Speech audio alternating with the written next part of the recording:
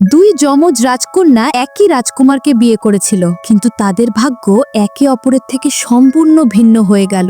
বড় বোন তার স্বামীকে হৃদয় দিয়ে ভালোবাসত, তবুও তাকে জোর করে পাহাড়ের খাঁ থেকে লাফ দিতে বাধ্য করা হয়। কিন্তু চাকররা ভুল করে ছোট বোনকে তাদের গৃহকর্ত্রী ভেবে বাঁচিয়ে ফেলে। এইভাবেই বড় বোনের বদলে ছোট বোন সেই প্রাসাদের গৃহকর্ত্রীর স্থান দখল করে নেয়। কিন্তু তার জীবন মোটেও সহজ ছিল না। এক চতুর নারী তার বিরুদ্ধে ষড়যন্ত্র করে এবং তাকে নির্মমভাবে মারধর করা হয়। দুঃখ আর হতাশায় ভেঙে পড়ে ছোট বোন প্রাসাদ ছেড়ে চলে যাওয়ার সিদ্ধান্ত নেয়। সে সেই লোকটির কাছে গিয়ে ডিভোর্সের কাগজ বের করে তার সামনে রাখলো, কিন্তু লোকটি তাকে আটকানোর কোনো চেষ্টাই করলো না, বরং সে বলল সে তাকে যথাযথভাবে তালাক দেবে। এটা দেখে মেয়েটি চুপচাপ ঘুরে চলে গেল। সবাই পাহাড়ের ধারে জড়ো হয়ে তার নাটক দেখার জন্য অপেক্ষা করতে লাগলো, কিন্তু অনেক সময় পার হয়ে গেলেও তাকে আর দেখা গেল না। সবাই যখন অবাক, তখন মেয়েটি নীরবে পেছনের দরজায় এসে পৌঁছালে। সে ভয় পাচ্ছিল কেউ হয়তো তাকে আটকে দেবে, তাই সে লুকিয়ে পালাতে চেয়েছিল। কিন্তু দরজা খুলতেই সে দেখলো